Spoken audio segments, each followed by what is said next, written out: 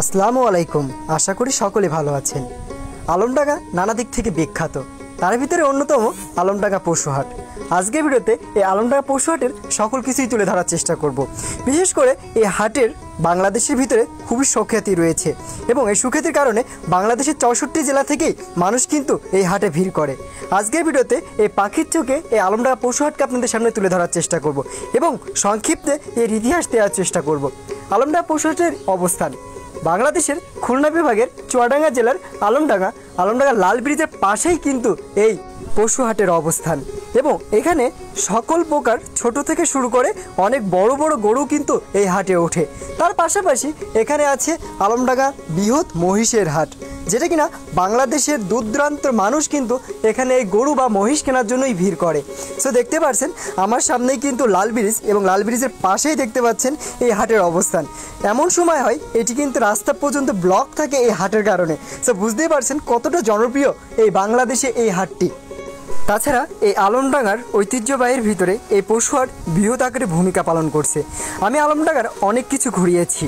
আজকের ভিডিওতে সংক্ষিপ্তে এবং পাখির চোখে আলমডাঙ্গা পশুহাটের কিছু চিত্র তুলে ধরার চেষ্টা করছি।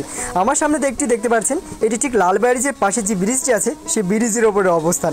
আর এখানে দেখতে পাচ্ছেন কত গরু বর্তমানে আছে। সো বুঝতেই পারছেন কতটা জনপ্রিয় হাটটি। তাছাড়া এই হাটটি সপ্তাহে একদিন বুধবার হাটটি বসে এবং এই হাটটি সকাল 10টা থেকে শুরু করে একদম সন্ধ্যার আগ পর্যন্ত এই হাটটি কিন্তু চালু থাকে। সো যারা কিনা গরু কেনা বা বেচার জন্য চিন্তা ভাবনা করছেন তারা কিন্তু চলে আসতে পারেন আলমডাঙ্গার ঐতিহ্যবাহী এই পশু হাটে। এখানে আসলে আশা করা যায় আপনারা। তাছাড়া এই হাটের সৌন্দর্য কিন্তু অপরূপ। কেন বলতে পারছেন সৌন্দর্যের কথা কেন উঠছে? পাশেই আছে কুমার নদ এবং তার উপরে লাল ব্রিজ। সো বুঝতেই পারছেন চারিদিকের বিমোহিত জায়গা কিন্তু এই আলমডাঙ্গা পশুহাট।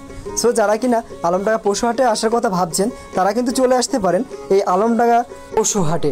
সো এই পর্যন্ত ভিডিওটা দেখলেন, আশা করি আপনাদের ভালো লেগেছে। আর ভিডিওটি ভালো লাগলে অবশ্যই বেশি বেশি শেয়ার করে দেবেন। সবাই যেন এই আলমডাঙ্গা বা চুয়াডাঙ্গা জেলার এই ঐতিহ্যবাহী পশুহাটটি সবাই আসতে পারে এবং এখান থেকেই গরু কেনা বা বেচা কেনা করতে পারে। তাছাড়া সবার কাছে একটি রিকোয়েস্ট, পরবর্তীতে আমি যে কোনো একটি গ্রামের ভিডিও করার চিন্তা ভাবনা করছি। সো আপনাদের গ্রামের নামটা অবশ্যই কমেন্ট বক্সে দিয়ে যাবেন, ইনশাআল্লাহ সেখানকার ভিডিও দেওয়ার চেষ্টা করব এবং আপনি আমার সাথে থাকবেন এবং আলমডাঙ্গার ইতিহাস এবং ঐতিহ্যকে সবার সামনে পুরো বাংলাদেশের সামনে যদি রিপ্রেজেন্ট করতে পারি সেইটা দোয়া করবেন। অবশ্যই দেখা হবে আবার নতুন কোনো ভিডিও নিয়ে। সে পর্যন্ত সবাই ভালো থাকবেন, সুস্থ থাকবেন। সবাইকে আল্লাহ হাফেজ।